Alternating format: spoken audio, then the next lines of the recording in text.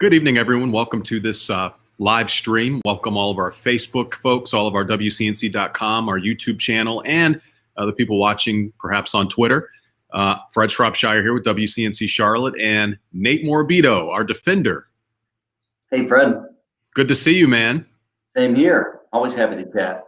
Yeah, we've got quite a story this evening, coming on the heels of, I guess, just another example of why police officers are so important, but also how their job is so dangerous too. Yeah, I mean, I think sometimes we, take it for granted a little bit. Obviously, in Mount Holly Friday, Officer Tyler Herndon was shot and killed in the line of duty. And today would have been his 26th birthday. Memorials for him today.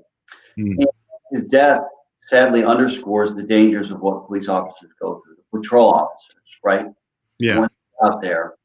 And we've been working on a story for several weeks now related to CMPD and how the members of command staff received sizable pay increases this month, quite actually, Fred, and quietly received this money.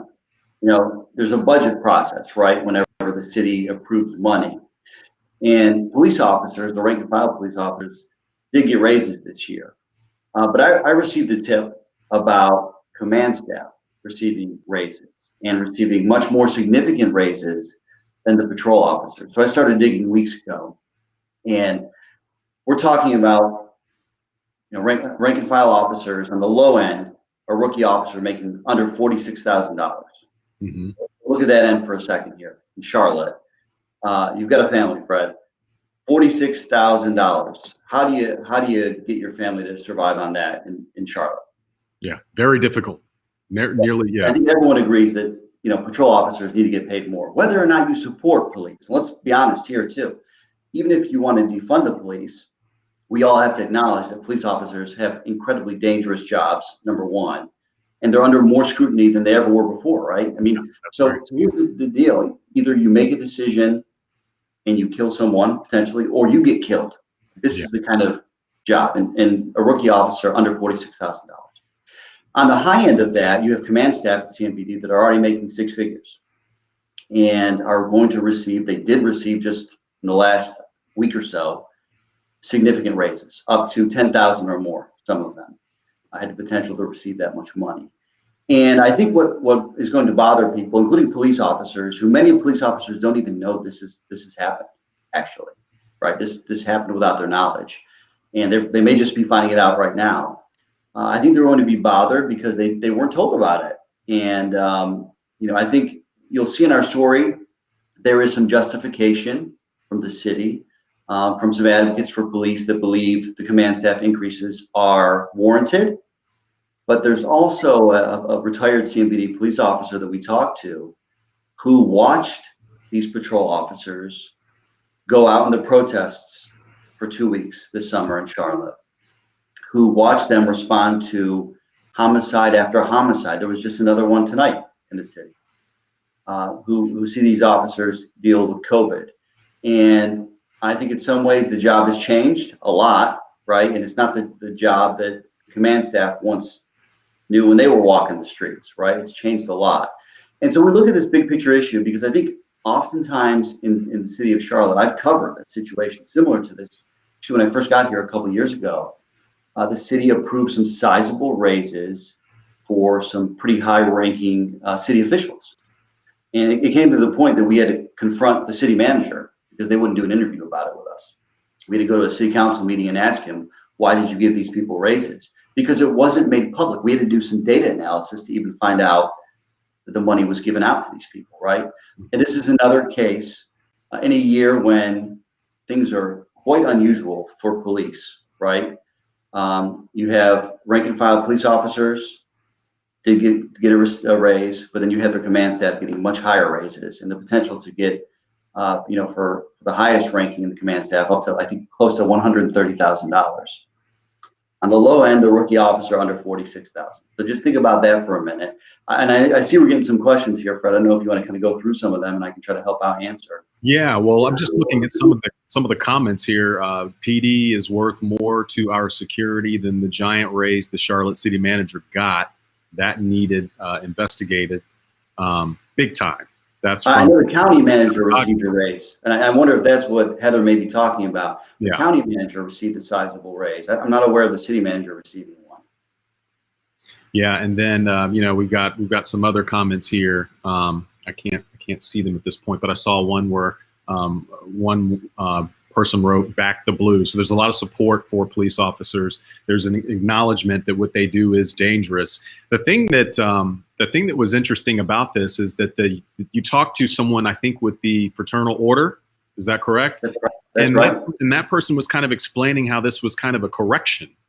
These raises, even with some of the higher rank folks, the lieutenants and so on, sergeants, those were corrections because of raises that weren't happening from years past. Is that correct? Right. So if you look at what the city has tried to do over the last couple of years with their pay for public safety, we're talking about police and fire, patrol sergeant. We're not talking about lieutenants, majors, captains, and this 2-year pay plan anyways.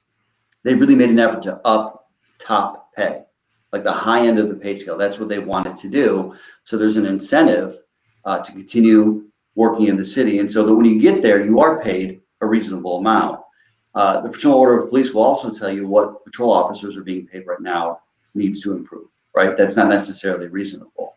But what they argue basically is that over time, the city has tried to raise sergeant and patrol officer pay. And it's gotten to a point, in some cases, and this is true, there's a handful of, maybe 2 handfuls, of sergeants that end up making more than lieutenants. Now that doesn't make sense, right? That's I think a good example of why that wouldn't make sense. If you're a lieutenant, you should be making more than the person that's beneath you. And I think some people also say, though, that these lieutenants, these captains, these majors mainly are behind a desk all day. It's not to take away the fact that at one point they were on patrol or they were a detective, but now have a different kind of risk associated with them, right? They do have a risk of lawsuits. They have a risk of discipline if they, make a bad decision or give a bad directive or order to one of their, subordinates. But it's a different kind of risk than patrol officers. But I think there's this balance here. This is what this really comes down to. The city is trying to figure out where to invest the money. Yeah. We're going to give patrol and sergeants some more money, but we really want to get that top pay high, so that when they get up to the top, they really are making enough money. We were talking about a lieutenant, more than $100,000. A sergeant, I think, averages around 98, 96, somewhere around that. I mean, you can live off of that in Charlotte and be somewhat comfortable, right? Much different than the 46,000. And that's, like, for me, any story that we do, we've been working on this one for a while, Fred. Yeah. We really are we try to be so fair and so balanced, and to show really both sides of this. And so you can decide at home what you think about it. But I know what the patrol officers think about it, because I've talked to some of them, you know what I mean? And I know how they feel. And I know that this is not, the way they want to be treated. They feel like it's disrespectful in some ways. Yeah, we've heard this before. I remember, I guess it was maybe sometime last year, we did a story at the station because there were advertisements, billboards up in the city of Raleigh, where they were basically advertising to police officers in Charlotte, because because everyone's dealing with the same thing. It's a very, it's a thankless job. It's a dangerous job. The perception and stereotypes and everything that goes with that have not been the most positive over recent years. So it becomes a very difficult job to recruit for, because you talk about the vacancies that we have as well. You talk about, what current recruitment looks like. If you're just now joining us on this live stream, we're talking about a Defender story that Defender Nate Morbido is going to have air tonight after the football game. You can catch it on our newscast, WCNC Charlotte, Where's the Money story, talking about pay raises that were kind of quietly given to the upper echelon of the management. We've got a commenter here from Sherry Wolfe Bayer Ford. She says, give the patrol officers more money. If they didn't get enough, give them incentives to stay on the force. and enough money to live in Charlotte, which is what we've been talking about this entire time. The cost of living in Charlotte versus what an officer, a rookie officer, and those, just above that might make in that job, a very dangerous job. Right, and there are incentives, and the cities try to incentivize experience, education, to give people a little bit more money. But think about this, right now, there are 265 CMPD patrol officer vacancies. 265, and we've been talking about a number that's fluctuated at or around that now for a couple of years since I've been back in Charlotte, honestly. And they have some people in the academy right now. They've got some recruits, but that's only going to bring it down to like 180 vacancies still. And I think that's the hard part. Like, how do you be competitive so that you have the best police force and that you have men and women that want to serve and feel like the city and the taxpayers have their back? It's so delicate now. It's such a delicate balance. And I'm going to show you a tweet that Bree Newsom Bass retweeted me earlier, activists, and said that police are the only ones getting raises and budget increases in some cities across the country. So there's this whole other issue too that, let's not forget about the Black Lives Matter movement. That's not over. That's still going on too. And I think there's some people that still feel like police should be defunded. And so there's this whole issue about the money of police and where it's going, who it's going to. And I think this is just one more layer that we want the public to see. And then you can make your own decision. And I think the critical part about this or any kind of spending of taxpayer money is you need to share your opinion with your public leaders. And that's what a retired detective with CMPD said. You need to call your council members and share with them how you feel about this topic and any other topic.